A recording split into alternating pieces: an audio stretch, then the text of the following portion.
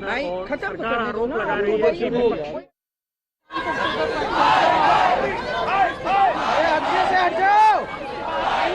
तमाम सांसद हैं वो अपोजिशन को लेकर के नारेबाजी जो है वो कर रही है। महिला विरोधी होने की जो नारेबाजी है वो तमाम जो एनडीए की सांसद है वो यहाँ पर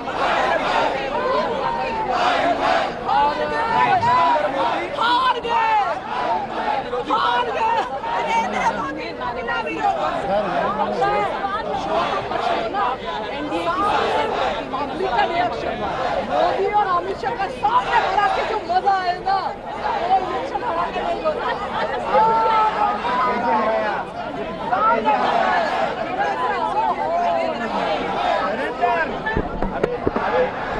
फिर साबित हुआ कांग्रेस और इंडी सेक्शन ने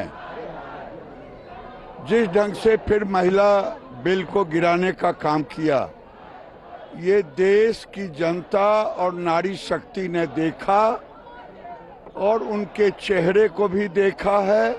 आने वाले दिनों में पाई पाई की कीमत इन लोगों को चुकाना पड़ेगा।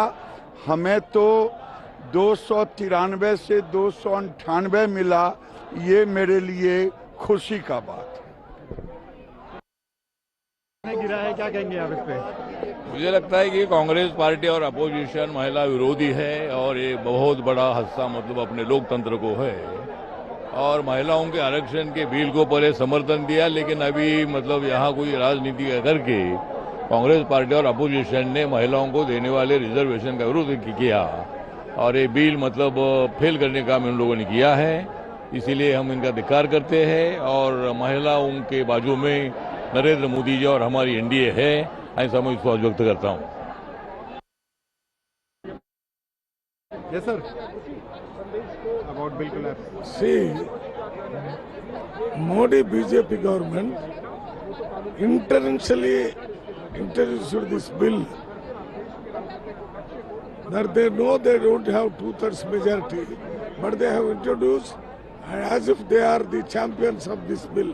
Actually, women reservation bill was introduced by Sonia Gandhi during Manmohan Singh time and it was passed in Rajya Sabha. Later it came to Lok Sabha in 2023.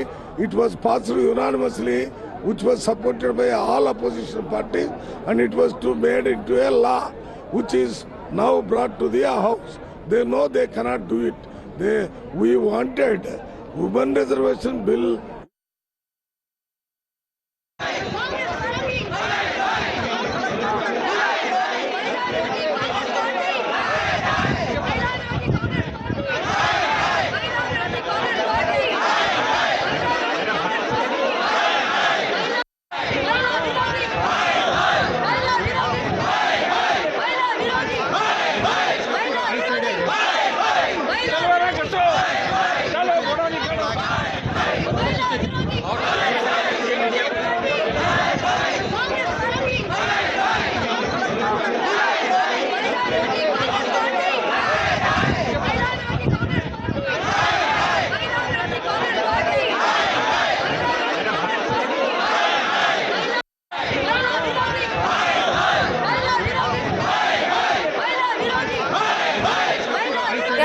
एनडीएचे खासदार जे आहेत ते घोषणाबाजी करतात।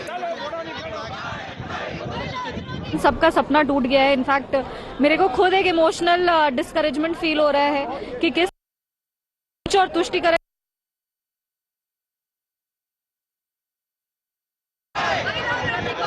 तरी दृश्य संसदेच्या पायऱ्यांवरची सत्ताधारी खासदार आहेत जोरदार घोषणाबाजी करतायत। महिला विरोधी अशी ही घोषणाबाजी आहे।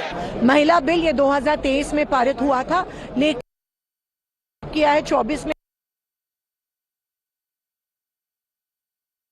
महिला आरक्षण लागू होता। आज जो बिल है वो डिलिमिटेशन का डिफीट हुआ है।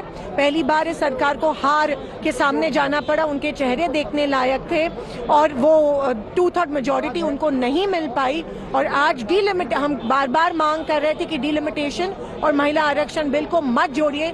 लेकिन ये जो पाप किया है, अन्याय, वो उन्होंने देश के महिलाओं पे किया है और आज उनको भुगतना पड़ेगा।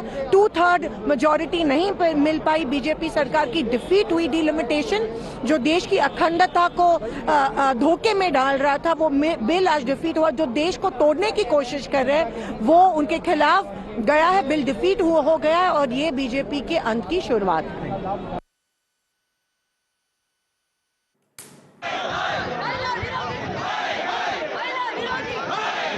तर संसदेच्या पायऱ्यांवर या ठिकाणी सत्ताधारी पक्षाच्या खासदारांनी घोषणा दिलेल्या आहेत। 2 दिन से कहते रहे हैं कि आप 543 में से 1/3 आरक्षण 181 सीटें आरक्षित करके भारत की महिलाओं को दे दीजिए। इससे महिलाओं का और संसद का भी सशक्तिकरण होगा। सरकार की मंशा साफ नहीं थी, ये महिला आरक्षण विधेयक था ही नहीं, ये मूल रूप से परिशमन का विधेयक था।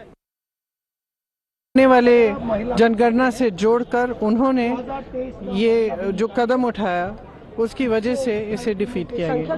सर बोल रहे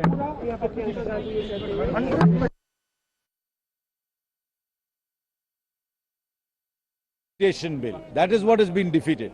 And we think this delimitation has been brought in surreptitiously. That was what is defeated. Our support for women's reservation remains unwavering and completely committed.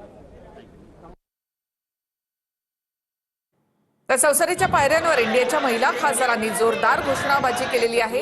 चल रही है सवाल ये नहीं है 2024 में आपने प्रक्रिया क्यों नहीं स्टार्ट करी? और ये तो संविधान का प्रावधान है कि आपको जनगणना करानी पड़ेगी, फिर आपको सेंसस, पहले आपको सेंसस कराने पड़ेंगे यानी जातिगत जनगणना, उसके बाद डिलिमिटेशन आएगा, उसके बाद अपने आप सीट्स क्रिएट होंगी। तो ये सरकार की तरफ से चूक हुई है, लेकिन अपनी चूक दूसरों को सर पे पिटाने का एक कार्य हुआ है।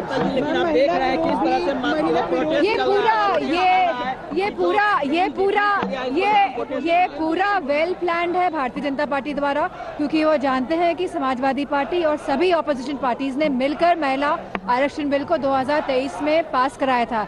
लेकिन ये कहीं ना कहीं डिलिमिटेशन की एक्सरसाइज को ये लोग पूरे देश में लाना चाहते थे बिना जनगणना कराए, जो संविधान का प्रावधान है। और ये नहीं चाहते हैं कि देश संविधान से चले। जो समाजवादी पार्टी का और जो पूरा विपक्षी दल यही कह रहा है कि जो सत्ता दल है ये इतने मोह में ये अपनी कुर्सी छोड़ना नहीं चाहते, और क्योंकि इनका जनाधार अब खिसकता जा रहा है, क्योंकि जानते हैं कि जाने वाली सरकार है ये, तो ये महिलाओं का नाम लेके अपने आप को बचाने की कोशिश कर रहे हैं। हम देख सकते हैं किस तरह कोशिश ये की जा रही है।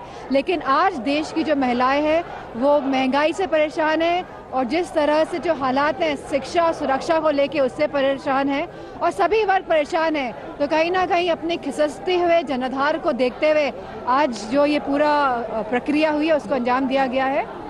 महिला विरोधी जो है बाकी अरे महिला विरोधी तो भारतीय जनता पार्टी है।